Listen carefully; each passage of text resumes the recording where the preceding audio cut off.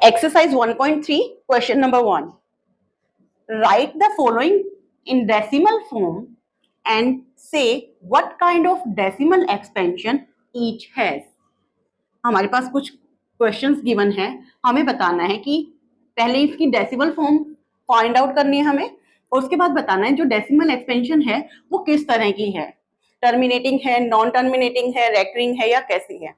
चलिए सॉल्व करते हैं। फर्स्ट पार्ट 36/100, इसको डेसिमल एक्सपेंशन में हम डायरेक्ट लिख सकते हैं 0.36।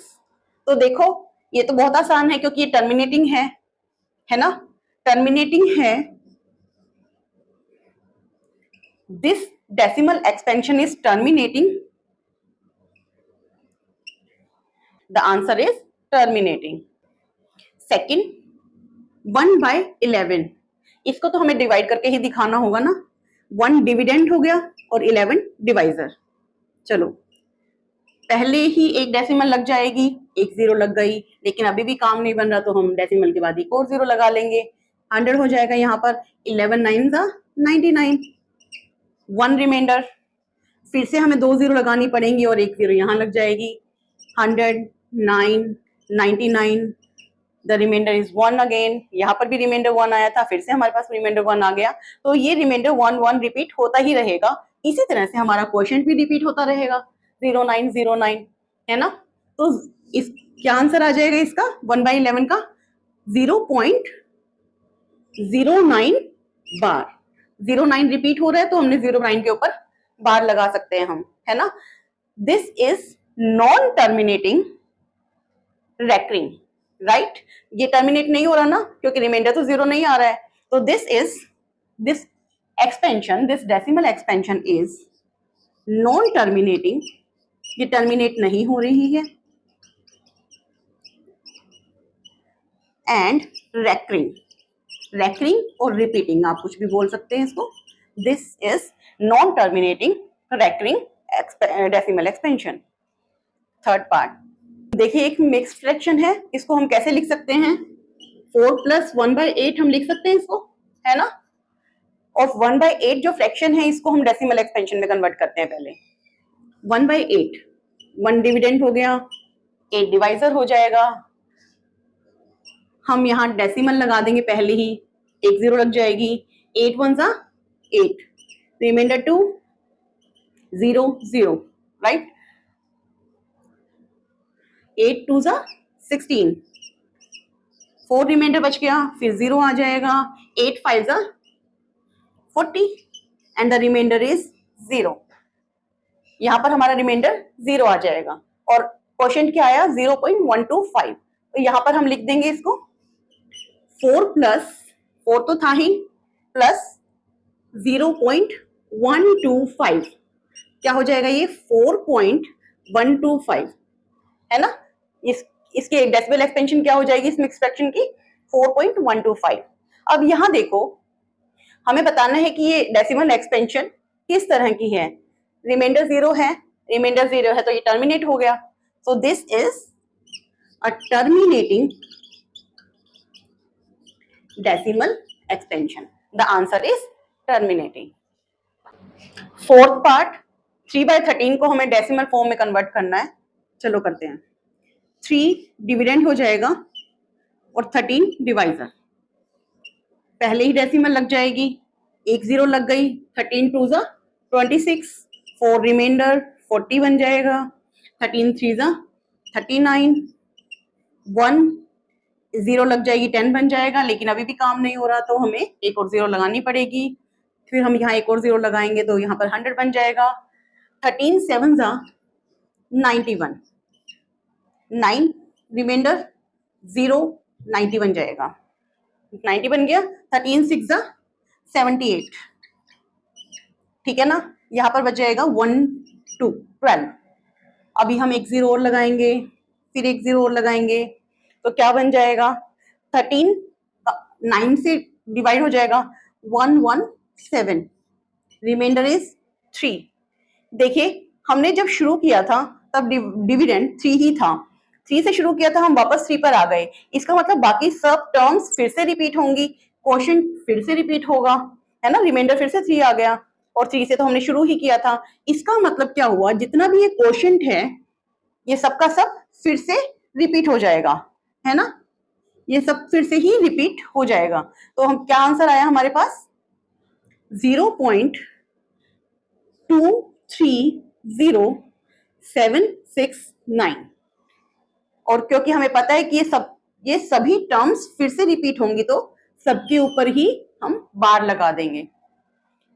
और because remainder is non zero, it is not zero, repeat हो रही है ना terms, so the answer is the decimal expansion is non terminating repeating. Answer is non terminating repeating. ठीक है, चलो नेक्स्ट करते हैं 2/11। देखो 2 डिविडेंड है, 11 डिवाइजर है, चलो डिवाइड करते हैं। एक 0 लग जाएगा, यहाँ पर डेसिमल लग जाएगा, 11 1 सा 11, here it is 9, 0 लगेगा 90 बन गया, 11 8 सा 88, दिस इज 2, और 2 से ही तो हमने शुरू किया था, फिर से रिमाइंडर अब 2 आ गया। तो जो हमारा क्वोशिएंट है, क्योंकि रिमाइंडर रिपीट हो रहा है तो क्वोशिएंट भी रिपीट हो जाएगा। आगे चलो डिवाइड करके देखते हैं। 21 80 11 9, फिर से 8 आ जाएगा, फिर से 88 हो जाएगा, फिर से रिमाइंडर 2 आ जाएगा, और ये प्रोसेस चलता ही रहेगा। तो हमारे पास जो आंसर आया वो क्या है, recurring, repeating.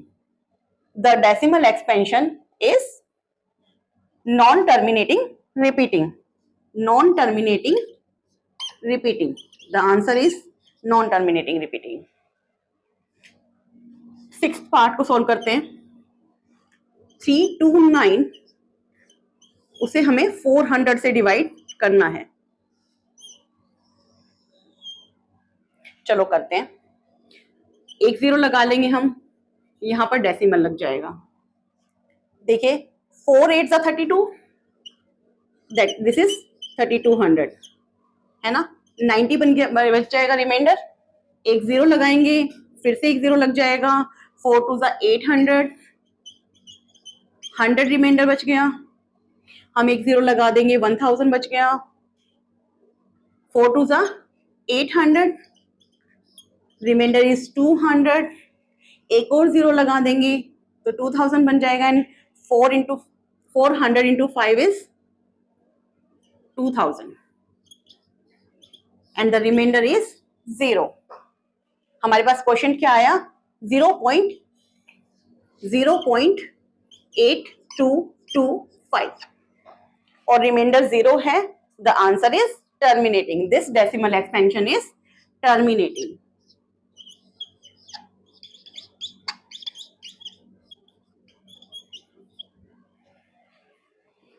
Question number 2. You know that 1/7 is equal to this.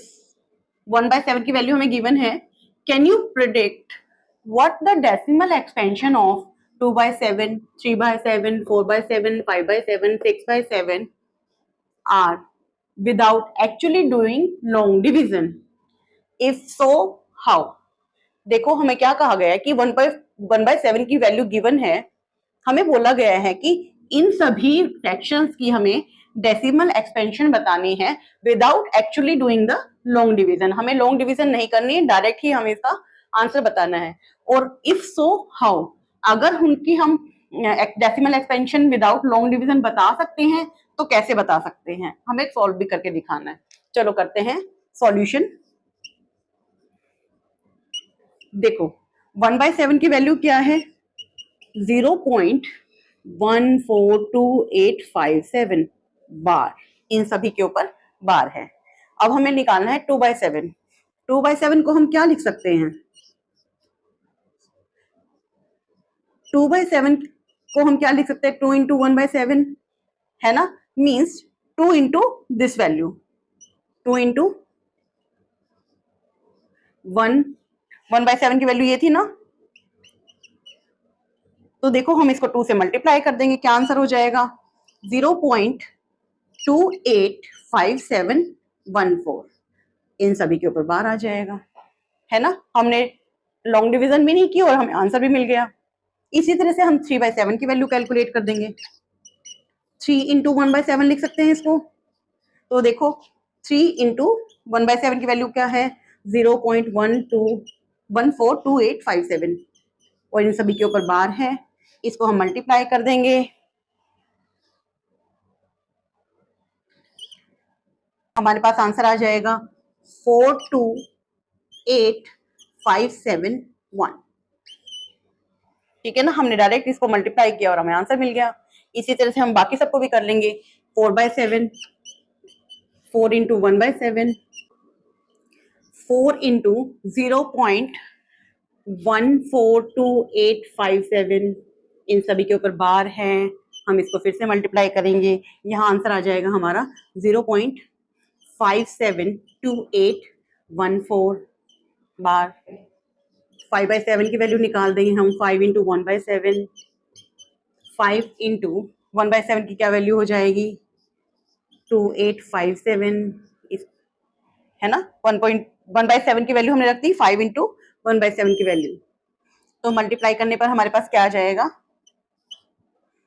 0.714285। इसी तरह से हम 6/7 की वैल्यू पुट कर देंगे, क्या निकलेगा, 6 into 1/7, this is equal to 6 into 1/7 की वैल्यू हो जाएगी 0.142857। इसको हम मल्टीप्लाई कर देंगे, आंसर आ जाएगा 0.857142। देखिए हमने without actually doing long division हमने इन सब की वैल्यू भी फाइंड आउट कर दी है।